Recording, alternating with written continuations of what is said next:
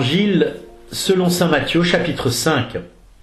Vous avez appris qu'il a été dit « Tu aimeras ton prochain et tu haïras ton ennemi ».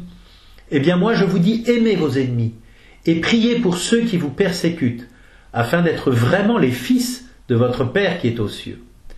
Car il fait lever son soleil sur les méchants et sur les bons. Il fait tomber la pluie sur les justes et sur les injustes. En effet, si vous aimez ceux qui vous aiment, quelle récompense méritez-vous ? Les publicains eux-mêmes n'en font-ils pas autant ? Et si vous ne saluez que vos frères, que faites-vous d'extraordinaire ? Les païens eux-mêmes n'en font-ils pas autant ?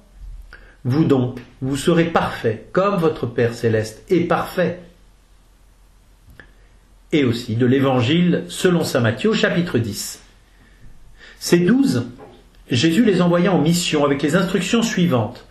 Ne prenez pas le chemin qui mène vers les nations païennes et n'entrez dans aucune ville des Samaritains. Allez plutôt vers les brebis perdues de la maison d'Israël.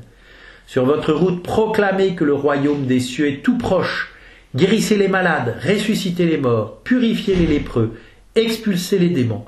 Vous avez reçu gratuitement, donnez gratuitement.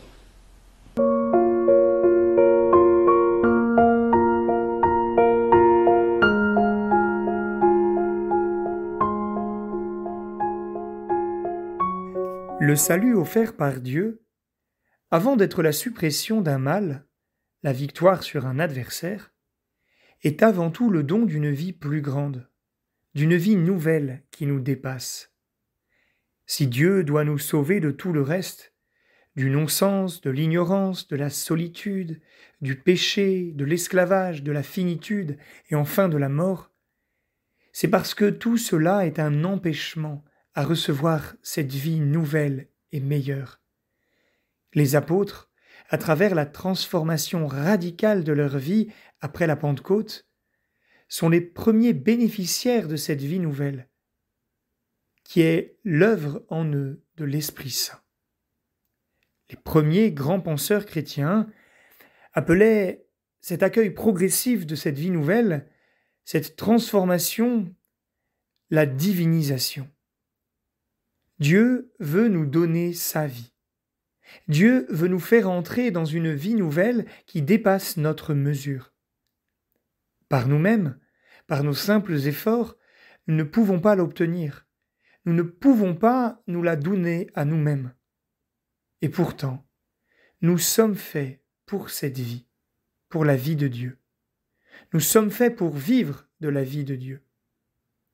Au jour où nous serons parfaitement unis à lui, nous vivrons parfaitement de cette vie supérieure, source de toute vie, de toute joie, de tout amour.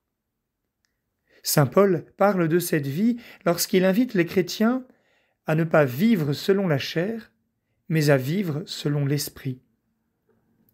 Il parle également du vieil homme qui en nous doit mourir pour laisser advenir l'homme nouveau.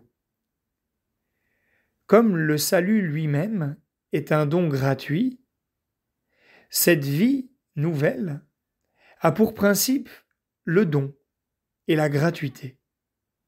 Dans notre vie, où les relations peuvent être souvent marquées par la rentabilité et par l'intérêt, le salut de Dieu nous donne d'accueillir notre vie, notre temps, sous le signe de la gratuité et du don. Le Concile Vatican II lui-même donne ce que saint Jean-Paul II appelle la définition de l'homme. L'homme, seule créature sur terre que Dieu a voulu pour elle-même, ne peut pleinement se trouver que par le don désintéressé de lui-même. Vivons donc de ce salut que Dieu nous a obtenu en ne manquant pas d'inscrire au cœur de nos journées et de notre vie ce don gratuit et désintéressé de nous-mêmes, à Dieu et à tous nos frères et sœurs, pour leur plus grande joie, pour la nôtre et pour celle de Dieu. C'est à mesure que nous accueillerons la gratuité de cette vie et que, par notre témoignage généreux, nous la transmettrons, que nous-mêmes, nous ferons l'expérience du salut.